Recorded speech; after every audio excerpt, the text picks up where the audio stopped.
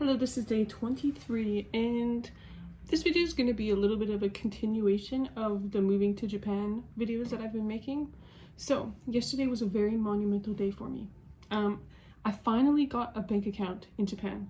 So this was the hardest thing that I've had to do since coming to Japan, and I'll kind of explain why. So when I first was trying to get a bank account, what I was doing is because you can only really get a bank account with Japan Post Bank within the first 6 months of living here. So that's the bank that I was trying to do, like trying to make an account with, right? So what happened was, when I was first trying to get the account, they were just like, oh, like just use your your phone and like use the app to try and get the bank account, right? So that's what I was trying to do.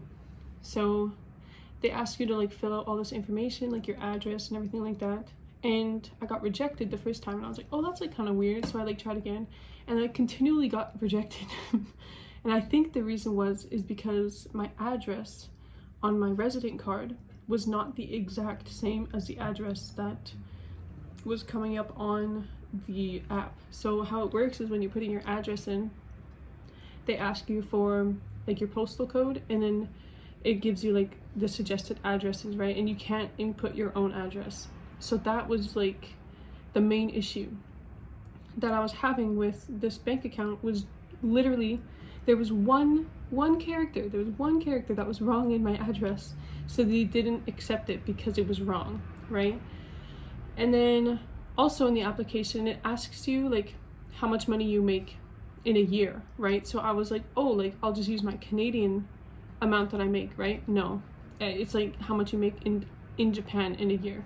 So that's like another thing that I was confused about. I feel like the app kind of makes it a little bit harder. So eventually what I had to do is I just went to the bank itself and then just applied there. So on the Japan Post Bank website, they have forms that you can fill out beforehand, before you get to the bank itself. And I feel like that definitely made it a lot easier for me to be able to like open up a bank account, is just filling out those forms beforehand, and then from there going to the bank and just getting the people at the desk to check it over, make sure everything's okay. Because then I was able to like open a bank account the day that I brought in my application. Sometimes you might not be able to, just like because you might have to process something, I'm not really sure.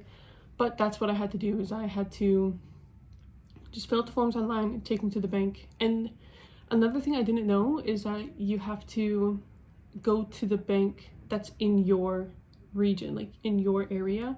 So first I went to a bank where it was just like a little bit out of where I live, like the little section in the city where I live, and they were like, no, you have to go to this bank. So if you do not know which bank to go to, then just go to any bank and then just show them your card, like your address, and then it'll tell you the right bank to go to.